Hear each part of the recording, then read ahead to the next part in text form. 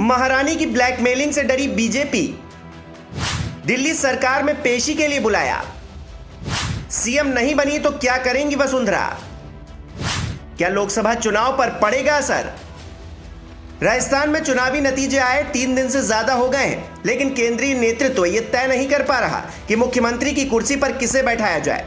इस संशय के बीच पूर्व मुख्यमंत्री वसुंधरा राजे का अचानक दिल्ली पहुंचना आपसी खींचतान का खुला संकेत दे रहा है। वैसे नतीजे घोषित होने के एक दिन बाद भी उन्होंने अपने 25 समर्थक विधायकों के साथ मुलाकात की थी, जिसे वसुंधरा की प्रेशर पॉलिटिक्स का हिस्सा बताया गया। जानकार बता रहे हैं कि वसुंधरा आलाकमान को ब्लैकमेल करना चाहती हैं, लेकिन क्या ऐसा संभव हो पाएगा, ये एक सवाल अभी भी यथार्थ बना हुआ है। ये बात किसी से छिपी हुई नहीं है कि विधानसभा चुनाव के दौरान पार्टी नेतृत्व ने उन्हें जमकर इग्नोर किया था। उनकी अहमियत को कहीं न कहीं मोदी के चेहरे के आगे ढक देने की कोशिश की गई थी। बावजूद इसके वसुंधरा ने हार नहीं मानी और चुनावी मैदान में जितना हो सकता था उतना पसीना बहाया। अब जब नतीजे बीजेपी के पक्ष में हैं, तो वसुंधरा के मन में दोबारा सीएम की कुर्सी पर बैठने का ख्वाब पैदा हो गया है। हालांकि इसमें कोई गलत बात भी नहीं है, लेकिन जानकारी मिल रही है कि केंद्रीय नेतृत्व इस बार किसी और को मौका देने की फिराक में है। इसलिए वसुंधरा सीधे दिल्ली पधार चुकी हैं, क्योंकि उनके लिए किसी और को सीएम बनते देखना शायद मुमकिन नहीं है। यहाँ सवाल ये भी है कि अगर वसुंधरा मुख्यमंत्री नहीं बनी तो क्या होगा, क्या इससे लोकसभा चुनाव पर कोई असर पड़ेगा।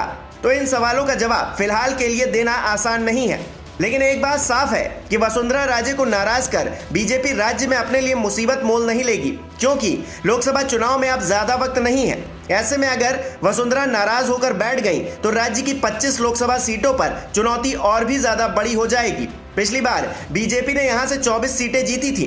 दूसरी तरफ मुख्यमंत्री से कम वसुंधरा राजे को मंजूर भी नहीं होगा, जैसा कि महाराष्ट्र में देवेंद्र फडणवीस के साथ हुआ, क्योंकि वसुंधरा की साख पर बात आ जाएगी। और जानकार बताते हैं कि वो मुख्यमंत्री नहीं बनी तो एक विधायक के तौर पर घर बैठना ज्यादा पसंद करेंगी, बजाय इसके कि उन्हें सरकार में कोई और रोल दे दिया जाए।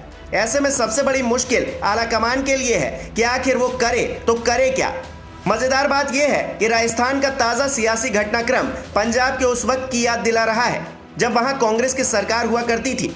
कांग्रेस सरकार में कैप्टन अमरिंदर सिंह मुख्यमंत्री थे, लेकिन एक वक्त ऐसा आया जब पार्टी आलाकमान कैप्टन से ज्यादा नवजोत सिंह सिद्धू को तरजीह देने लग गई।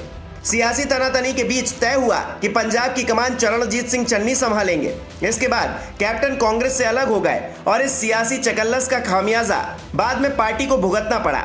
हालांकि कांग्रेस और बीजेपी के पार्टी मैनेजमेंट में जमीन आसमान का फर्क है। ऐसे में मानकर चला जा रहा है कि बीजेपी कोई ना कोई ऐसा रास्ता निकाल ही लेगी जो बीजेपी को बाद में परेशान ना करे।